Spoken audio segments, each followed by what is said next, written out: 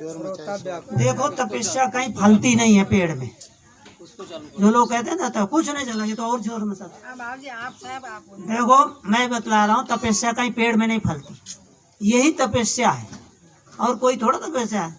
थोड़ा सा गर्मी, थोड़ा सर्दी, थोड़ा ये ताप, सुख और दुख जीवन में आते हैं ना, दोनों आते रहते हैं, तो थोड़े में हम लोग घबरा जाते हैं, इसीलिए तो परेशान होते हैं। कैसा भी हो जो समय है उसके अनुसार। अभी तो देखो बढ़िया, हम तो कूलर वाली गाड़ी में चलते हैं ना, एसी भाई चुप रहो, बड़ा समेट क्या करना आती ना हवा इधर ऊपर से खुला। तो जो एसी चलाते हैं ना, हम उसको मना करते हैं, नहीं बंद कर दे। देखो प्राकृतिक हवा कितनी बढ़िया आती है, बाहर की हवा खोल, उससे आते रहते हैं और उससे तो और माथा दुखने लगता है। लोगों को क्या है, ऐसी आदत पड़ गई है कि घर में रहेंगे तो एसी में, गाड़ी में जाएंगे तो एसी में, ऑफिस में जाएंगे तो एसी में, और जब फिर कहीं नहीं मिलता है तो क्या होते हैं, फड़फड़ाते हैं। और हम लोगों को एसी से कोई लेने देना नहीं, कोई फड़फड़ाना नहीं, चाहे गर्मी हो, चाहे सर्दी हो, चाहे कुछ भी हो, दोनों में समता रखते हैं। मतलब यही सहन करने का तपस्या, और कोई थोड़ा तपस्या पेड़ में फलती है। जो उन्होंने कहते हैं महाराज श्री कृष्ण गीता के, शीतोष्ण सुख दुखेषु तथा मान अपमान है। कहीं शीत है, कहीं उष्ण है, कहीं गर्मी है, कहीं सर्दी है, कोई मान देता है, कोई अपमान भी देता, दोनों सहन करना पड़ता है। सब लोग थोड़ा लोग सदगुरुदेव नमामि करते हैं। बस में हम चढ़ रहे थे तो एक बहन ने ऐसे धक्का मारा तो हम नीचे चले गए।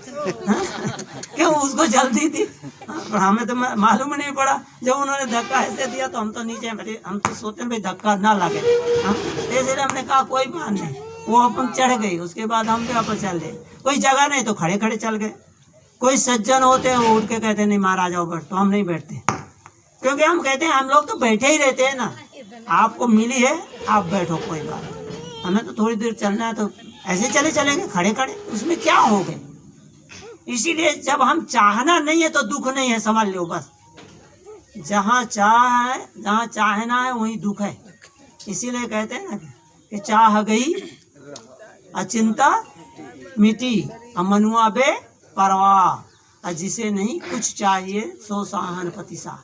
वही सहानुभूति सा है। नहीं कि लोग तो एक एक पैसा के लिए लड़ते रहते हैं। अब हम कहें साधु हैं लड़ते हैं, साधु थोड़ा हो तो अभी पहले टाइम नहीं बतलाया था, वो सब भेष बना करके एक एक पैसा के लिए इधर उधर लड़ते रहते, झगड़ते रहते। साधु को क्या लेना देना है, पूजा कर दियो ठीक है, नहीं किया नहीं सही। बहुत से ऐसे संत पास बना हुआ है आजकल। हम लोग गाड़ी में चलते हैं, मोटर में चलते हैं, तो बहुत से लोग कहते महाराज टिकट आपको, टिकट क्यों लियो, आपको तो टिकट लेने कोई जरूर नहीं। मैंने कहा क्यों, क्या सरकार ने उसमें लिखा है कि साधु बिना टिकट के चले?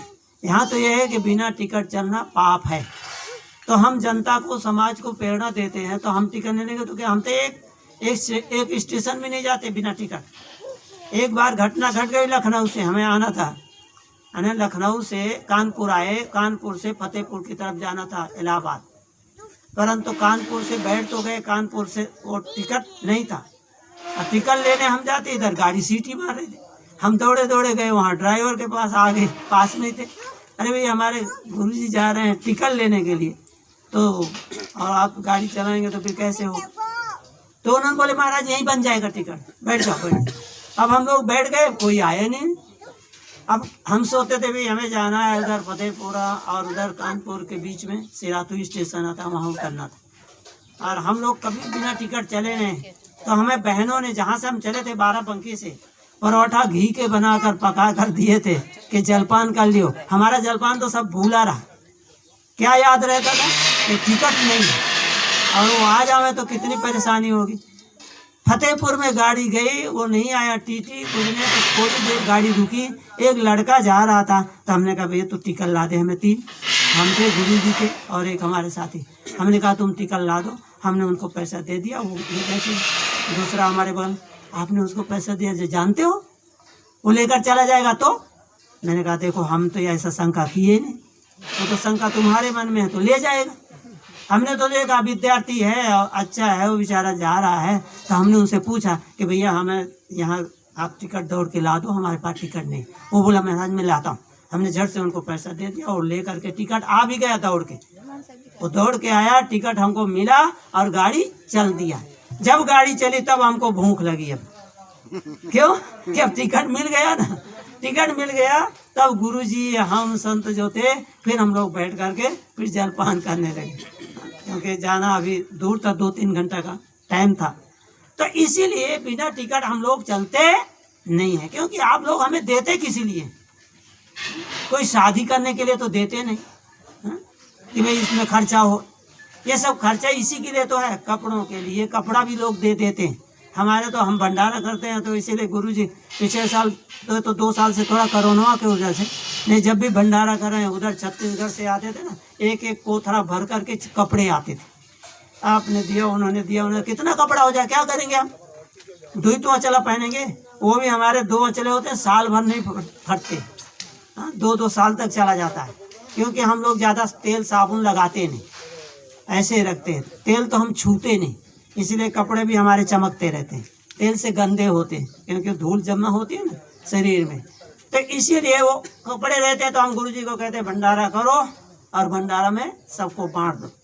तो सब संत महात्मा हमारे मोहन है, इनके पास बहुत चादर इकट्ठा थे, तो इन्होंने भी इकट्ठा कर दिया। हमारे भी थे, गुरुजी के थे, सब इकट्ठा करके और सबको बांट दिया जाता। अरे कबीर साहब कहते हैं ज्यों आवे त्यों फेरी है, जैसे आवे वैसे दे दो। बात अभी हमारे गुरुजी आए थे, एम्बुलेंस से ले गए थे, नडियाद में रहते, तबीयत ठीक नहीं है, पर वहाँ आए करखड़ी में जैसे आए, थोड़ी देर बैठे, आरती पूजा हुई और हमने थोड़ा सा कहा कि भाई जो लोग सहयोग किए हैं उनका, तो इतने में और सब लोग सहयोगी हो गए, तो 13,000 रुपया आ गए। जैसे 13,000 आया तो हमने संतों से अपने पूछा भाई क्या करें? कबीर साहब कहते जेम आवे तो फेरी हो। हमने देखा हमारे जो संत थे सब, हमने गिनती लगाया कि भाई ये 13 दूनी 26, 500 की नोटें थी। तो हमने कहा 26 नोटें हैं और हमारे 25-26 संत हैं, हमने 500 रुपया सबको वहीं बांट दिया। जैसे विदाई हो गई, क्या करेंगे हम लेकर के? बताओ, ज्यादा होता है ना संपत्ति तो आप जानते हैं बीपी क्यों बढ़ता है? बताओ, ये जो बीपी बढ़ता है चिंतन से ही बढ़ता है ना। और चिंता ऐसी खतरनाक है कि संतों ने कहा है चिंता ज्वाला शरीर बन, दावा लग लग जाए, अब प्रगट धुआं नहीं देखिया उर अंतर धुधुआए। और उर अंतर धुधुआए जरे जो काठ की भट्टी, और जर गो लोहू काट रह गई हाड़ की टट्टी। कहते हैं जर गए लोहू मांस रह गई हाड़ की टट्टी, मतलब शरीर जल जाता है, सूख जाता है। क्यों सूखता है? बोलते ये चिंता ज्वाला है, शरीर बन है। ये चिंता रूपी जब शरीर में लग जाती है तो आग लग जाती है और व्यक्ति जलता रहता है। कितने लोग शिकायत करते महाराज नींद नहीं आती। अच्छा आप सोचो नींद क्यों नहीं आती? बताओ, तुम जरूर कोई चिंतन करते हो तब तो नींद नहीं आती ना। आप चिंता छोड़ेंगे नींद आ जाएगी। हम लोग क्यों पढ़ते हैं तो मरे हंस पड़े रहते हैं, पड़ा मरा हंस, पड़ा मरा हंस। चाहे गाड़ी में हो, चाहे आपके घर में हो, चाहे जहाँ भी हो आसन। कितने लोग बात कहते हैं आसन बदल गया तो नींद नहीं आई। अरे हम लोग तो रोजे आसन बदलते हैं, क्या करेंगे? जहाँ गए वहीं सो गए बस। गाड़ी में भी खूब सो लेते हैं आराम से, घंटा 1 घंटा सो लिया बहुत है, और क्या है। रात में जगते रहे 12। आपके राजस्थान में ऐसा ना, एक बार हमारा 3 बजे रात के नंबर आया बोलने का, 3 बजे रात में, इधर नागौर जिला में थे। जब 3 बजे रात के नंबर आया बोलने को, तो हमने तो जब देखा तो सब तो पड़े मारे हंस। आधे से ज्यादा लोग थे, खाली गाने बजाने वाले जो थे ना, वही आप पेटी नरघा लिए बैठ। अब हम 3 बजे सुनाए, किसको सुनाए बताओ? तब से हमने राजस्थान छोड़ ही दिया था, गुरुजी भी और हम भी। हमने कहा रात में नहीं, हम लोगों को तो नियम है 10 बजे तो बस 10 बजे के बाद बस, क्योंकि हम तो 4 बजे उठ जाते हैं सुबह। 10 बजे के बाद सो गए आराम से, और सुबह 4 बजे, आज भी हम 3:30 बजे 3:30 बजे उठ गए। सब लोग अपन सो रहे थे, हम अपन नहाए धोए हो किए, और 4:30 के बाद फिर अपन कसरत किए। 1 घंटा डेली कसरत करना, योगा जो है, और यूट्यूब में भी हमने डाल रखा है सब जगह। तो इस प्रकार से बोलते हैं चिंता जो है, मूल बात है चिंता। चिंता और चिता में कितना अंतर है बताओ? बिंदी है ना, बिंदी का अंतर है। चिंता जो है और चिता में बिंदी का अंतर है। और बिंदी में कितना अंतर हो जाता है? चिंता जो है वो, चिता जो है मुर्दे को जलाती है, और चिंता जो है जिंदे को जलाती है। इसीलिए कहते हैं चिंता छोड़ो सुख से जियो। एक विदेशी लेखक था, उन्होंने पुस्तक लिखा था, इंग्लिश में थी वो, उसका किसी ने हिंदी में अनुवाद किया, तो हमने उसको देखा तो उसका ऊपर हेडिंग ही लिखा था कि चिंता छोड़ो और सुख से जियो। चिंता लोग बेकार की करते, सही मानो तो। हम वृंदावन गए थे, एक माँ थी, बोले बिहारी जी से कहने लगे और हमसे भी कहने लगे, महाराज मुझे यही चिंता है, ये संगीता की शादी हो जाए, कोई अच्छा वर मिल जाए, कोई अच्छा घर मिल जाए। मैंने कहा बताओ तो चिंता क्यों करती है माँ? यार जब होना होगा ना तत्काल हो जाएगा, तुझे खबर ही नहीं पड़ेगी, पर हम खाली चिंता लेते रहते। यहाँ हमारी सुशीला बहन कार्यक्रम कर रहे, सब काम अपने माथे पर लिए।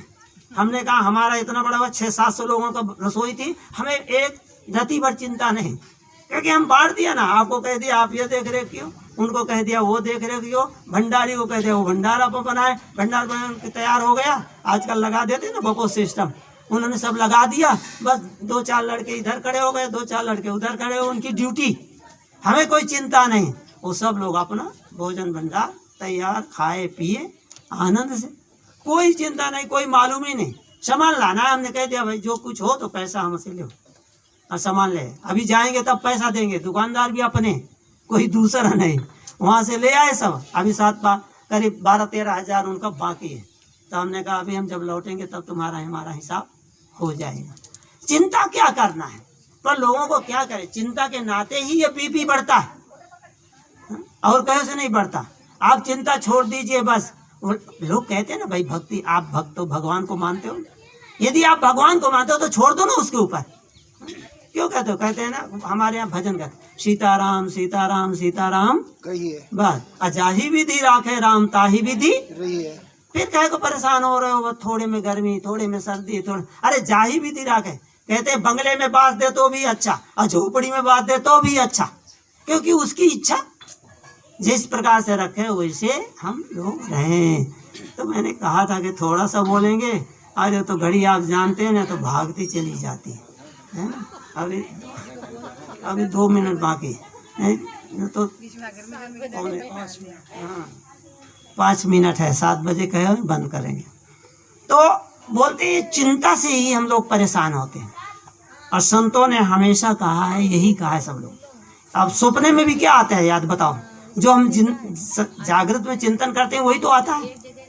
एक बार आपके राजस्थान में थे, चेंडा में पाली के पास, और हम सुबह सुबह सपना देखने लगे। पाली में कहाँ पे? चेंडा, जहाँ अभी भगवती बहन ने यज्ञ किया था ना बहुत बड़ा।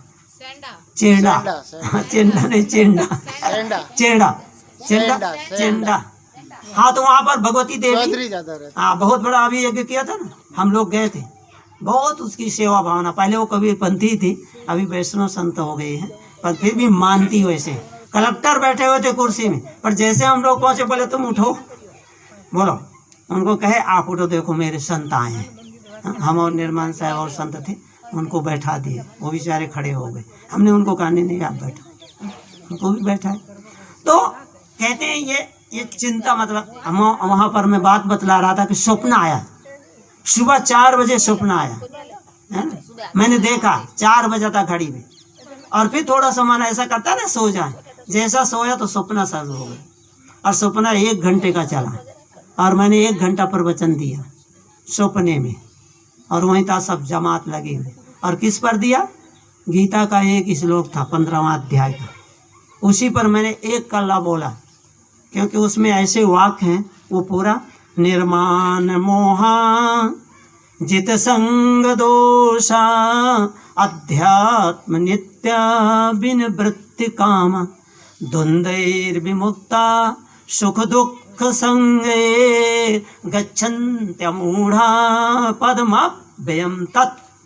बोले उस अव्यय पद की प्राप्ति किसको होती है, मुक्ति पद की प्राप्ति किसको होती है? जो इन विकारों से रहित होगा। द्वंद्वैर विमुक्ता, ये द्वंद्व तो यही तो सुख दुख देते हैं ना, मान सम्मान यही तो हमें सुख दुख देता है ना।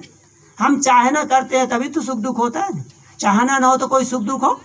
आप ससुराल जाना चाहते हैं, अब ससुराल गए हैं, आपके मन में चाहना है बस हमारी ऐसी सेवा हो, हमारी ऐसी पूजा हो, हमारा ऐसा स्वागत हो, ऐसा सम्मान हो, और वो बेचारे कोई परेशानी में रहे।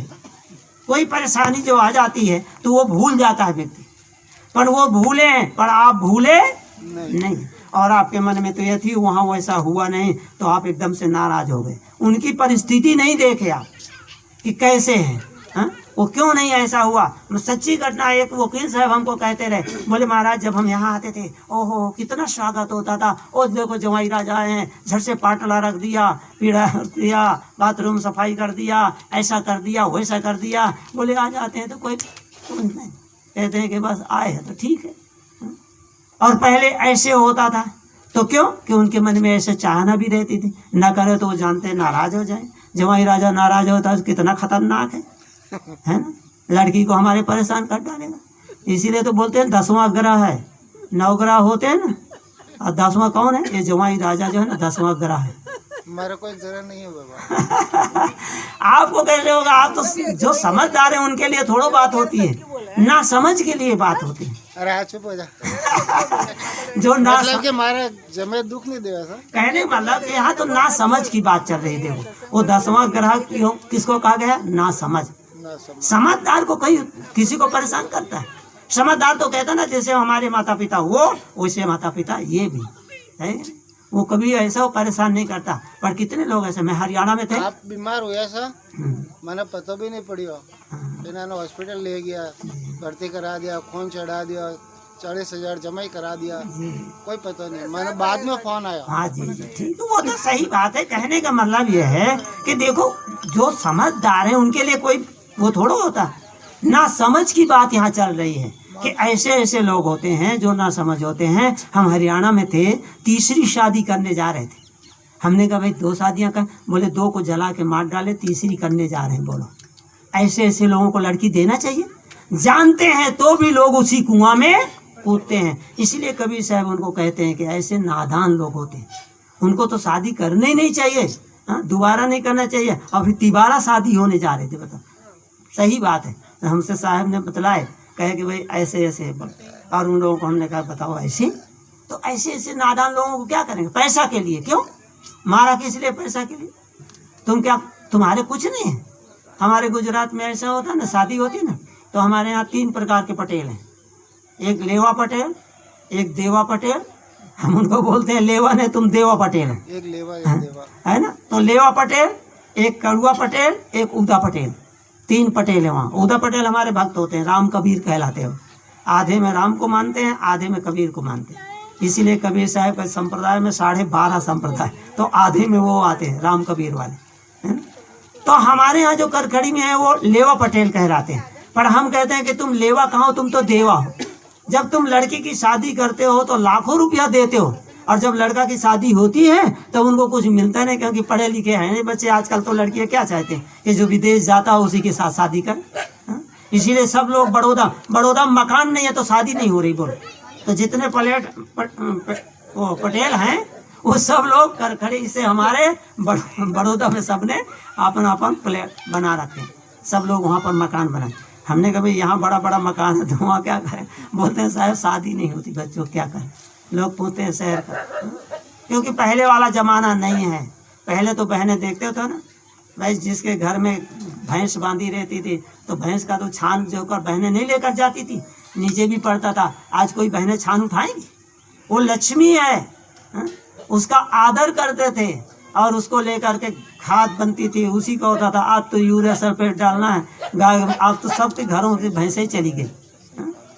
तो इसीलिए बोलते हैं कि वो लेवा पटेल ने, हमने कहा तुम देवा पटेल हो, कि जब तुम्हारे शादी होती है तब तो तुम्हारे खूब मिलता, और जब तुम्हारे बच्चों को करना होता है तो तुम्हारे को कुछ मिलता। वास्तव में लेने के चाहने नहीं रखना चाहिए, पर लोग चाहना रखते हैं, इसीलिए परेशान होते हैं। सच्ची घटना है, हम जहाँ देहरादून जाते हैं, बाबूजी उनके लड़के की शादी थी। जमाई मतलब उनके जो संबंधी थे, तो समधी उन्होंने कह दिया था कि हमें, एक दिल्ली के सेठ ने कहा था कि हम गाड़ी देंगे। उस जमाने 75 की बात है, 75 की बात बतला रहा हूँ, 1975 में। तो उस समय उन्होंने कहा था कि हम कार देंगे और इतना रुपया देंगे, परंतु उन्होंने कहा कि बोले ना हमें कार चाहिए ना रुपया चाहिए, क्योंकि उनके पास भी सब कुछ था।